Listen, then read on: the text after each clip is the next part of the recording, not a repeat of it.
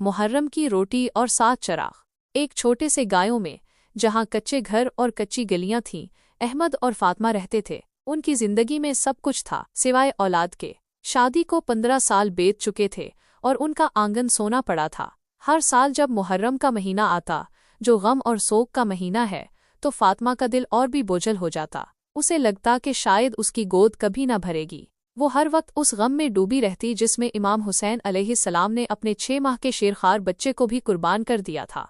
और उसके दिल से एक होक सी उठती, ऐ काश मेरी भी औलाद होती। मुहर्रम का महीना फिर आया। हर गली हर मोहल्ला गम में डूबा था। मजालिस हो रही थीं, नौहे पढ़े जा रहे थे। अहमद के पास दिन भर की मेहनत मजदूरी के बाद सिर्फ एक रोटी बची थी, जो उसने अपनी भूख मिटाने के लिए रखी थी। वो बहुत गरीब थे, नाने शबीना को भी तरसे। इस रात जब मजालिस से नौहे की आवाज़ें बुलंद हो रही थीं, अहमद रोटी लेकर घर में दाखिल हुआ। फातिमा ने उसे देखा तो उसकी आंखों में आंसू आ गए। अहमद, आज मेरे दिल में बहुत दर्द है। इस गम ने मुझे बेचैन कर दिया है। मैं चाहती हूँ कि हम अपनी उस एक रोटी का सदका दें, शायद इस तरह अल्लाह हमें कुछ दे दे। अहमद हैरान रह गया। फातिमा, ये हमारी आज की वाहिद खुराक है, और तुम? फातिमा ने इसके हाथ से रोटी ली और कहा, मुहर्रम में एक रोटी का सदका, अल्लाह की राह में दी गई कुर्बानी कभी रायगा नहीं जाती। क्या पता उस एक रोटी के बदले अल्लाह हमें वो सब कुछ दे दे जिसके हम बरसों से मुंतजिर हैं। अहमद का दिल भी नरम पड़ा। उसने मुस्कुराकर सर हिलाया, जैसे तुम्हारी मर्जी फातिमा।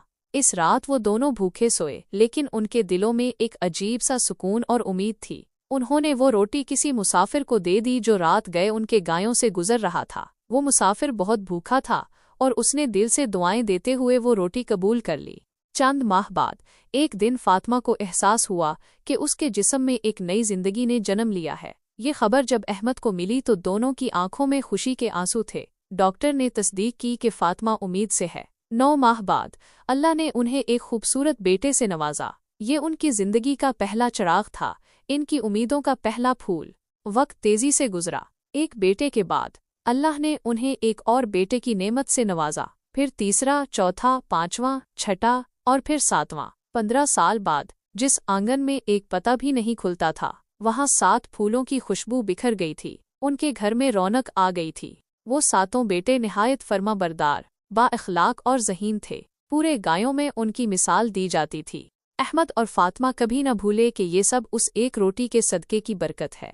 मुहर्रम का महीना जब आता तो उनके घर में ख़ास तौर पर अल्लाह की राह में खैरात दी जाती, और वो हमेशा अपने बेटों को बताते कि ये सब उस मुहर्रम की रोटी का करिश्मा है जो उन्होंने भूख में होने के बावजूद अल्लाह की राह में कुर्बान कर दी थी।